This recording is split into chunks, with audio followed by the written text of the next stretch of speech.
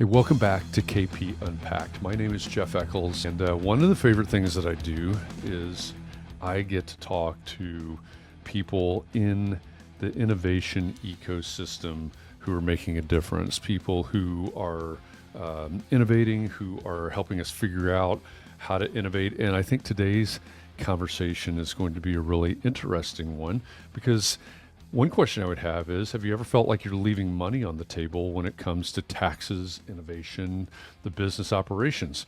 I know that for many firms in the AEC industry and maybe the manufacturing sectors, recent tax changes, if you're even aware of them, feel like a real headache. You may be watching the news and wondering how everything that's going on impacts your ability to invest and to grow and to innovate. And what if I told you there's a significant change on the horizon that could help put some substantial cash back into your business? Today, we're going to do a deep dive into critical tax law and things that are happening on Capitol Hill or in Washington. Give you some updates that could be a game changer for your bottom line. So stick around because you don't want to miss this. Joining me today to help unravel these complexities and the opportunities of all of this legislation is Jordan Wilson. He's the Director of Business Development at CTA, which is Corporate Tax Advisors. He's a leading expert in strategy for innovative companies and the brilliant mind behind the recent article. You may have read it already. Big tax law change for AEC and manufacturing. Jordan, welcome to KP Unpacked. I'm glad you're here. Thank you. Pleasure to be here. You and I get to talk every once in a while. We get to see each other in person every once in a while. I always love catching up, both personally and professionally. You've got I think that's Augusta behind you, isn't it? It is. It is, yeah. Yeah, we Special talked place. about this before. It is a special place. My dad grew up really close to there, and so, I see that painting back there or that photograph back there all the time, and it brings back good memories. But when we talk about the business of innovation, if I can say it that way, I always appreciate the insights that you bring to the table because I think I spend a lot of my time with directors of innovation, heads of construction technology. They get really focused on their culture, on their people, on the technology, on their budgets. And I'm not sure if they aren't missing a blind spot. And so I think your insights are always valuable. Um, but before we jump into it, I've said your name, I've given your title, where you're from, but can you set the stage for us and first tell us, give us your background, where you're coming from on this, but what are the problems or maybe what is the blind spot that these R&D heavy firms are facing with some of these new developments that are coming about? Sure. So, it, I got into the credits and incentives side of the business 2013ish, in a large firm that focused on both state and federal incentives. And 3 years ago, a little over 3 years ago, I joined Corporate Tax Advisors. And in doing so, and I guess the best way to put it is the reason why those groups exist. Like you always have the question, anytime tax credits come up, so, oh, my account handles that. 90% of the time, they're not. So there's thousands and thousands and thousands of CPA firms across the United States that are great, fantastic firms. I call these credits and incentives more activity-based credits and incentives, to where there's thousands and thousands of lines of tax code out there that your accountant is managing for your operation, where we focus on 12 to 15 lines of tax code that are specific to activity-based incentives. And so your smaller firms typically do not have an engineer in-house, or experts in these very specific opportunities, or call it boutique opportunities. And so while your big four, your super regionals will typically have somebody in-house. But one reason why CTA exists is to be a partner to those CPA firms that don't have the expertise in the house, don't have the bandwidth to go capture these credits and manage their own tax season throughout the year. So go ahead. So that seems like an important service for our listeners, because while someone's handling payroll, someone's handling all the other I am a complete have a complete lack of knowledge when it comes to taxes and things like that. But it seems to me that the normal things, what you're discussing, that are handled by their CPA firms, of course, apply. But a real opportunity in the work that they do, the activities, is the way you said it. So why don't we jump right into, because R&D tax credits are not all that new. I think, you and I have talked about this. We've actually recorded on this before, but I'm guessing that some of our listeners have been to the Alphabet Soup conferences, maybe an AIA or an ACEC or whatever organization, association they belong to, and someone has been there talking about R&D tax credits. They may have heard about them before. Are they actually using them? And then what's changing? So your article talks about the big, beautiful bill in section 174A. So what exactly is this new development? How does it fundamentally change the game for businesses regarding their R&D tax credits? Maybe whether they've been taking advantage or not. Yeah. So great point. So you're right. R&D credit's been around since 1981. So Reagan put it in place, and super high level for anybody that's not taking it is it's an incentive to design, develop, and create here in the United States versus overseas. It's just that simple. Fast forward 40 years, same concept exists, multiple different changes, but we had a big change in 2022. And what happened is that in the previous PATH Act, there was or the Tax Cuts and Jobs Act, both made changes to where the R&D credit, you would get your credit dollar for dollar and offset your tax liability, and also be able to take all your deductions minus a 280C election in that same tax year.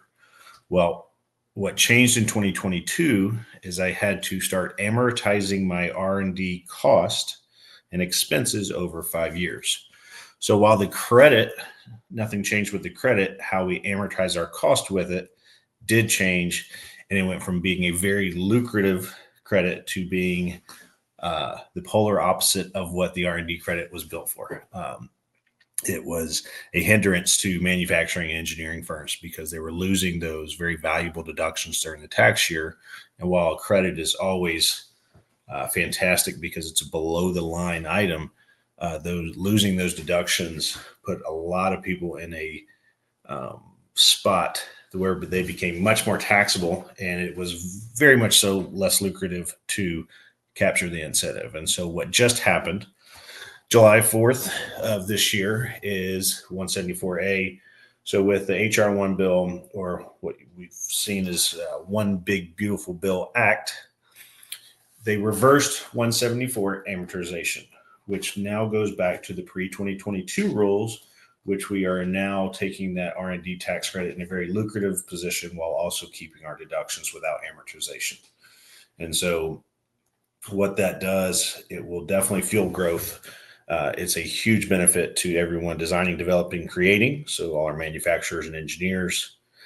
And there was nothing great about 174 except the fact that you had these massive organizations like AEC National, your manufacturing alliances that spoke about it and were to get our congressmen and women legislators to get this passed. What happened is that made more firms hearing about 174. I've always been surprised that so many people did not know that they can qualify for this incentive. So the one good thing is, if there is one, is that we had a lot of communication about it, and that so many more people now know, or at least know to look for the R&D tax credit now, even more so now that it's more lucrative to capture. But the communication that came with 174 was good in the fact that now more people are a little more knowledgeable about the incentive and whether they can claim it. So, speaking of that change in 2022 and the restoration of it, in your article you mentioned it restores immediate deductions, which I think is this change, right? Can you explain a little bit further the significance of immediate deduction versus capitalization, in terms of how these firms can use the credits?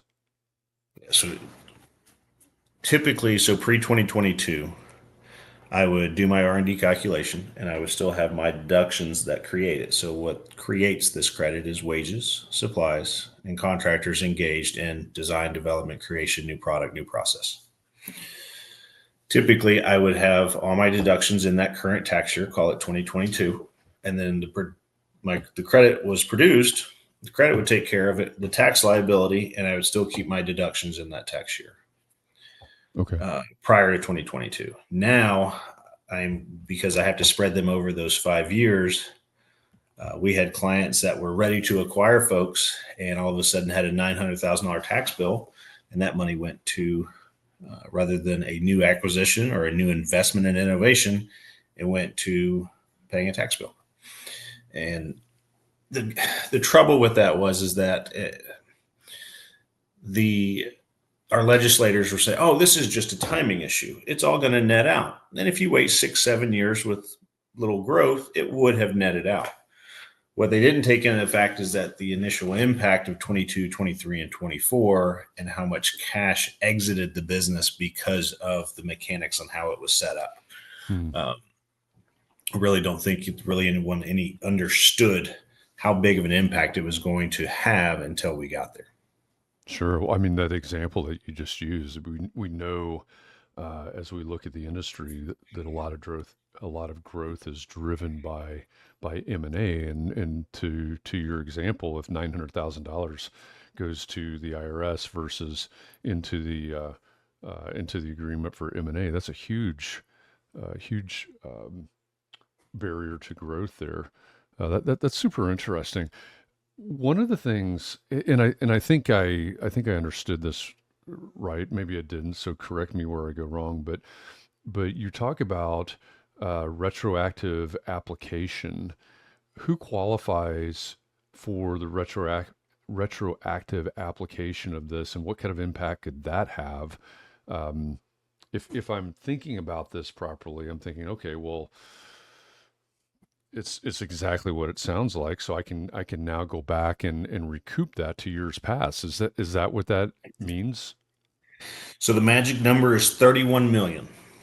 We're going to treat these in two different buckets. So if you are under $31 million in gross receipts, revenue, you have the ability, no matter how you treated R&D, whether you took R&D and amortized your cost, whether you didn't take R&D, whether you took R&D and ignored 174, if you are under that $31 million number, you have the ability to go back to 2022 and amend 22, 23, and 24. And we're going to fix the 174 amortization. So you no longer have to capitalize and amortize your R&D expenses, and you can take the credit in those tax years. You have that ability.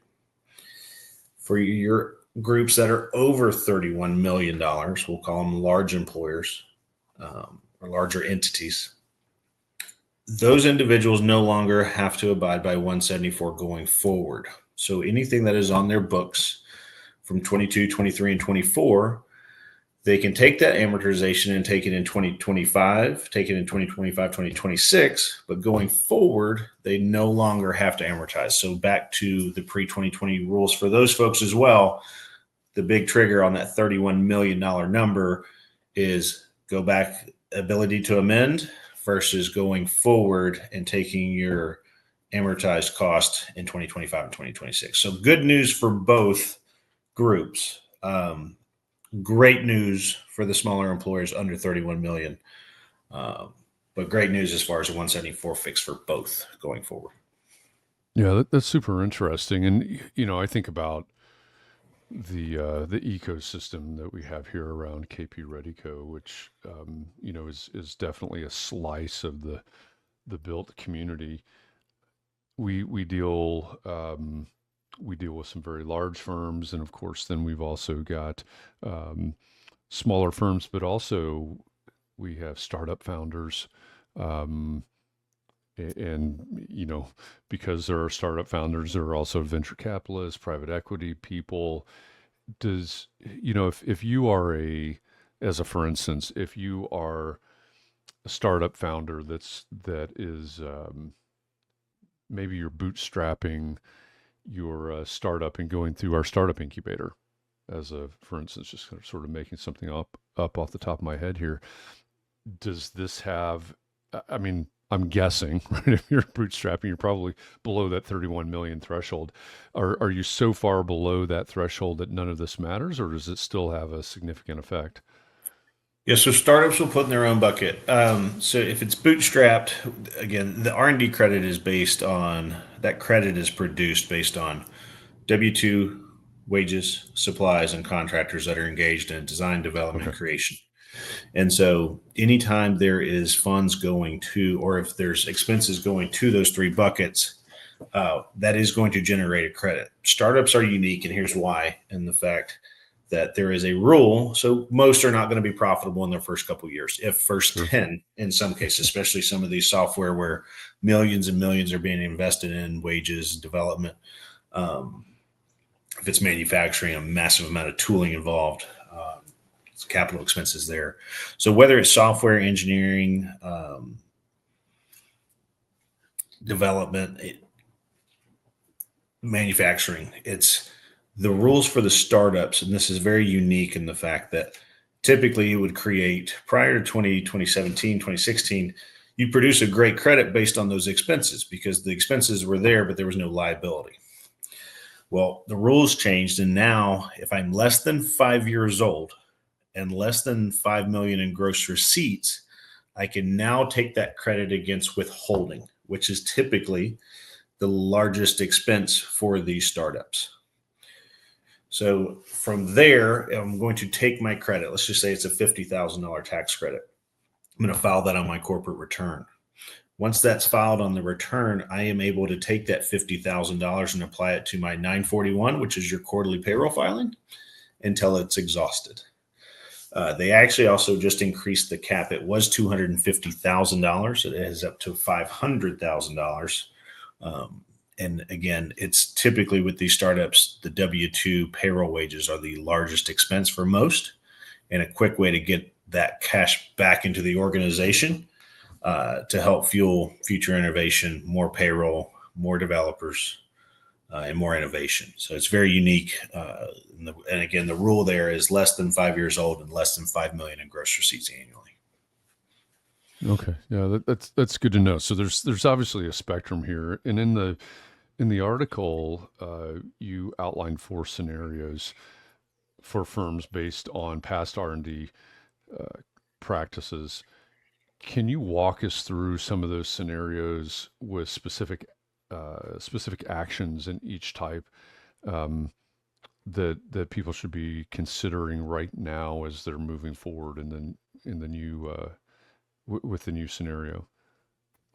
Sure. So I'll start with one that the XYZ manufacturing never took the credit. Never took the credit. CPA didn't know about the credit, and or we were avoiding the credit because we had heard about 174 amortization. So that group, column under $31 million, has the ability to go back and amend 22, 23, 24, and or at least go back and evaluate to determine, hey, there's $10 worth of credit here, or there's $180,000 worth of credit. The unique thing with the look back is that let's just call it $100,000 worth of credit. Well, in 3 years, we're looking at $300,000 in incentive, and a nice incentive going to happen in 2025. So $400,000 of tax incentives to go against a tax bill. And so that look back is extremely lucrative for anyone that said, hey, we talked about R&D a couple years ago and just didn't feel like moving forward or didn't get good information. huge opportunity to put cash back into the business, again, to fund new innovation, fund new hires, fund a new project. Um, the other opportunity or example I'll use is that you were taking R&D before 2022 and continue to take R&D through 2022, and you abided by 174. So you had a big exit of cash flow in 2022, another big exit of cash flow and tax liability in 23 and 24. You have that ability to go back and capture those amortized costs and file as you would have prior to 2022 under these new rules, and all that cash flow should be coming back to the organization. And again, that credit is still lucrative. So you're looking to get those amortized costs back. You also have the option to, let's just say, hey, I've got 40 shareholders. I'm not going back and amending. You also would have the ability to where you could just take those amortized costs and pull them all into 2025, just like your larger employers would. So either way, it's a fantastic opportunity to get that tax liability back that we overpaid based on these new rules. And then again, fund new opportunities with the R&D credit without having the hindrance of amortizing future cost. And you mentioned that there's a deadline, right? You've got to do some of these things. What was it, by 2026?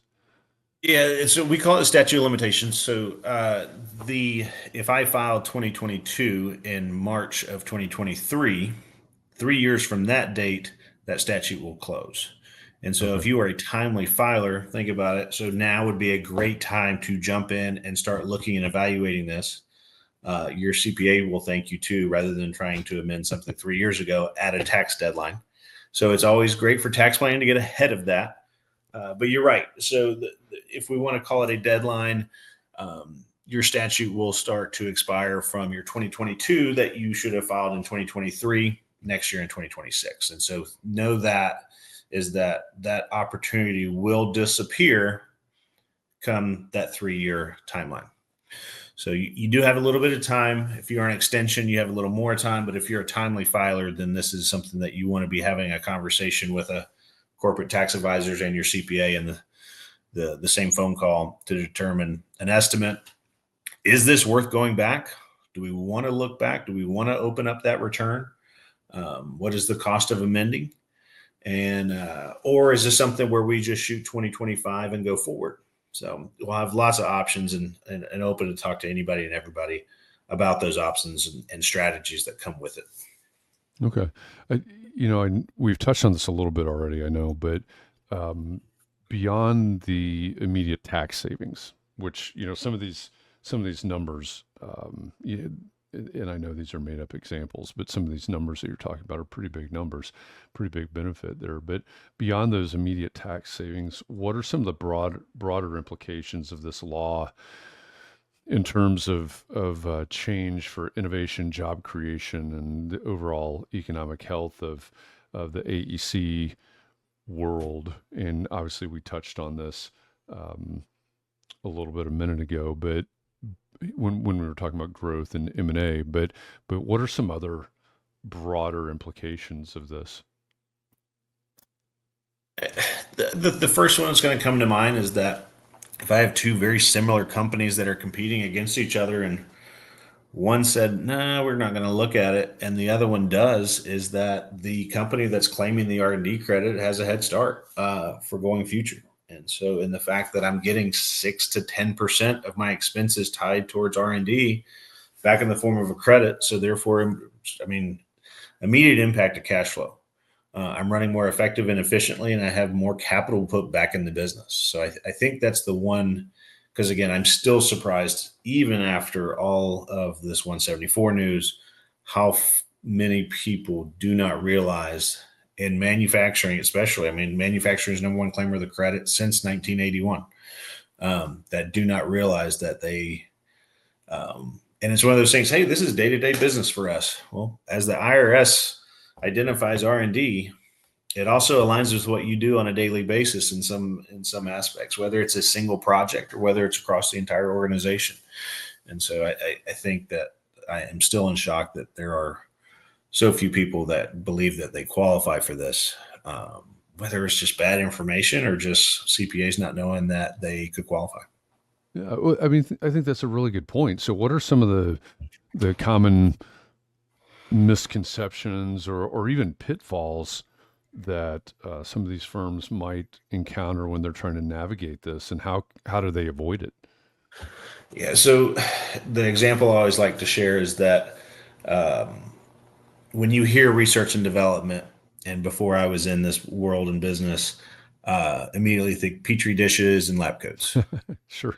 Um, the IRS's definition is new or improved business component, product, or process.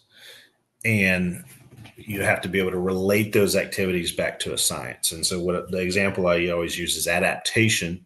We're taking a current technology and using it in a new way, but we're not really developing anything new versus really going through different methodologies to create a new product process, whether it's a widget or whether it's a new item, or again, building it. In many cases, there's multiple methods on how we get there. And so the misconception would be that this is our day-to-day routine work when every project could be different. And so you really have to dive into each opportunity and identify those qualified expenses and qualified activities. Um, so I said that the first one would be lab coats and petri dishes. The definition of research and development based on the IRS code versus what our minds create, thinking pharmaceuticals and med device. Yeah, yeah, that makes total sense to me. That's in my past life in the architectural world, we designed a few R&D labs, right? And that's immediately what comes to mind. Yeah, oh yeah, lab, white coat, well we designed that, but we don't have that in our firm, right? There's nobody walking around here in a lab coat. So that's good. I think that's a really uh, relatable example there. Um, what what else? Your the article in your article you laid it out really well. And if you're listening to this and you haven't read the article yet, just go over to the KP Ready Co. Substack, and you can find the article there. Again, it's called "Big Tax Law Change for AEC, Manufacturing and Innovative Companies." And you can find that insightsbykp.substack.com. Um, and that'll be linked in the show notes below, as well as Jordan's contact information and anything else you need to know about what we've talked about here. Um, but again, you laid it out really well in the article. I encourage everybody to read the article. So as we've been talking about this, and I like to ask this question. I know some guests feel like this is a little bit of a curveball, but but I think it's an important question. What's one question that I didn't ask that I should have asked? I opened up talking about blind spots. What's one blind spot that I've had in this conversation that we haven't touched on yet? Um, I think people also don't realize. So this has been a federal program again since 1981. There's 32 plus states that have a state R&D tax credit, Okay. and so something that often gets missed as well. Living in Atlanta, Georgia, Georgia's got a fantastic credit. Our neighbors to the east, South Carolina, has a fantastic credit as well. Where some states do not. Typically, most states will follow federal guidelines with some unique changes and also requirements there. But 30 plus states are going to have state R&D tax credit opportunities, whether it's for an application process and or just the statute that we can go claim. I think that's the one thing where, depending on where you are and where the development is happening, where the projects are happening, also where the liability stands, with that state opportunities can also come into play. Outside of that, I'm trying to think of what else. One unique opportunity for especially our architects is that along with this tax bill came changes to 179D. They are going to sunset, which really, you speak of curveball, it was a really big curveball for us as well. There was really no talk of programs, great programs, been around for quite a while, an incentive to design green, so energy efficiency, great for the environment, great for the United States. Um, and all of a sudden it was on the chopping block. And so while it is not immediately gone, projects, we can continue to claim the 179D deduction up until next year, mid-year. Any project started after that will not be able to qualify. And so we're still waiting on some guidance there on what starts a project. But something very unique that was a curveball to us is that 179D will be phasing out.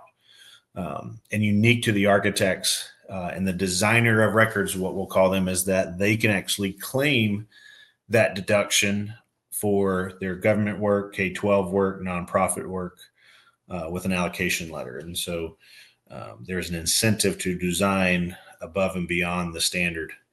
And by doing so, you will be awarded an additional deduction for doing so. But that is one thing that we did see a big curveball in change, especially for our architecture groups and business owners or building owners and developers. You'll see a big change there and maybe a rush to start some projects next year. So it'd be interesting to see if that'll have an impact. And we'll be interested to see if our engineering and architecture folks see maybe a bit of a rush for some of these larger developments where that deduction can come in big time to help reduce the cost of a project. Well, that's good to know. So there's a heads up for all of our sustainability leaders out there. If you have been aware and been taking advantage of that particular credit, it's going to be sunset. So that's good to know. Jordan, this has been really informative. It's been good to learn these things. Of course, as I said before, your article is very, very helpful. For our listeners who are feeling maybe a mix of relief and maybe a little bit of overwhelm as well, what's the single most important piece of advice that you'd give them right now, maybe to get started if they're not already? I ask the question. This is an opportunity when we've talked about this throughout the entire process here, but as far as look backs and those credits, they do add up. And the rules have changed. The requirements for groups like us to produce the form have changed. The 6765 has gotten more complex, requires more information. And so we've seen multiple plus changes in the last 5-7 years. If you thought you didn't qualify in the past, now's a great time to evaluate. So ask the question, connect with us, and then also discuss with your CPA as far as if it makes sense for utilization and connecting on the R&D tax credit. I think asking the question is whether you did before in the past. I think asking the question of do we qualify and should we reevaluate? Yeah, that's those are good points. So I'll give you more information, and you can check the show notes below for Jordan's contact information. But you can reach out to Jordan Wilson, who's the Director of Business Development at Corporate Tax Advisors. And this has been another interesting episode, enlightening episode, in fact, of KP Unpacked. Huge thank you to Jordan Wilson for breaking down these vital tax law changes that can empower our listeners and their firms to make informed decisions for their businesses. If you're in the built environment sector, the AEC sector, or any innovative industry, take this information to heart. This isn't just about saving money. It's about investing in the future of your company, our economy, obviously, and spurring growth and innovation. You can find Jordan's article, Big Tax Law Change for AEC and Manufacturing, on the KP Ready Substack. It's called Insights by KP. We'll link all of that info, everything that we talked about that needs the link. Just go down to the show notes and you'll find the links there. And Jordan, thank you so much for joining me today and explaining all of this. Thank you so much. Yeah, absolutely. And for all of our listeners out there, we appreciate you listening. Thanks for joining us this week. I'll be back again next week with another guest here on KP Unpacked. Thanks, everybody.